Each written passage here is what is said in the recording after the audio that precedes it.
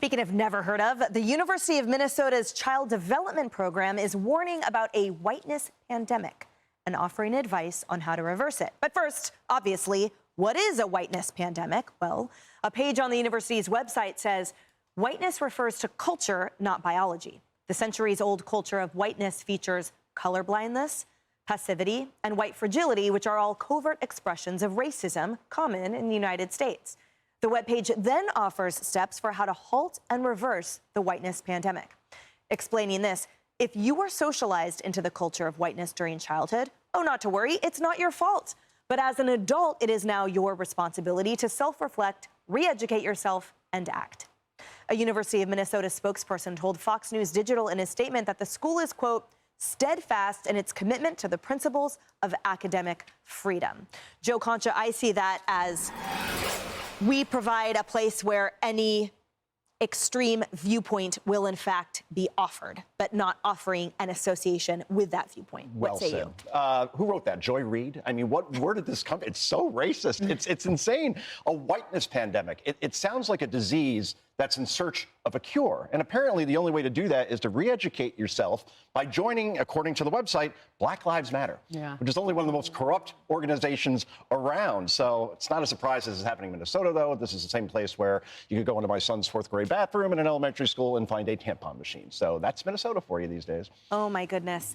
Whenever the stories get all like mealy-mouthed, I know exactly what it's all about. Because whenever you can't really understand this vague verbiage, you know that it's just fluff rather than rooted in reality.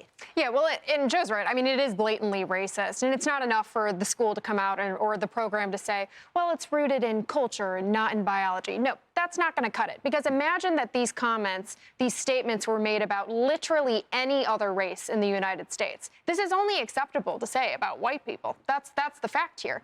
And quite frankly, this should result in a civil rights investigation from the Trump department, from the Trump Justice Department. This is a school that received $600 million in federal grants just last year. Wow. Why are we, the American taxpayer, funding programs like this? That's my question. So I would like to see the Justice Department get serious about rooting out these sorts of ideologies from American taxpayer-funded universities. Yeah, because rhetoric matters, Carly. So them just saying, oh, it's not about biology, we mean it's this cultural thing to try to distance themselves, what is blatantly hate language, hate directed at an entire group of people, won't cut it. It certainly won't pass legal muster. Yeah, and if I read the story and didn't know what university it came from, I probably would have guessed University of Minnesota. Or Oregon. Yeah, right, exactly. Going back to the previous topic, Oregon as well, a state where the governor is somebody who famously said one man's socialism is another man's neighborliness. So state liberal with a capital L, or I guess S for socialism.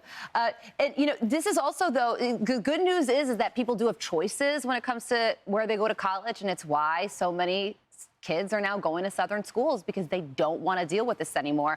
I am a little bit surprised about the lean-in still to the identity politics situation. You would think that most people of this political persuasion would have thought when they saw the results of the 2024 presidential election that that was a denial of that type of thinking. But in many instances, including the mayor of Seattle, who just won, they're leaning into it even more. Yeah, Julie, remember during the height of sort of 2020 and that whole portion when people were paying other people to educate them and to re-educate them and to integrate them and do all those things that this thing was explaining, saying like, you know, how I need to essentially buy tools of how to comport with this very damaging ideology that essentially says no matter what you do, simply by existing, you are part of the problem. What's going on with schools? I mean, it's the liberalism which exists in schools, which is basically making people apologize for being born the way they were. I mean, God forbid that you're born one gender. God forbid that you're born white. I mean, the fact that on the website it says if you were socialized into the culture of whiteness during childhood, it is not your fault.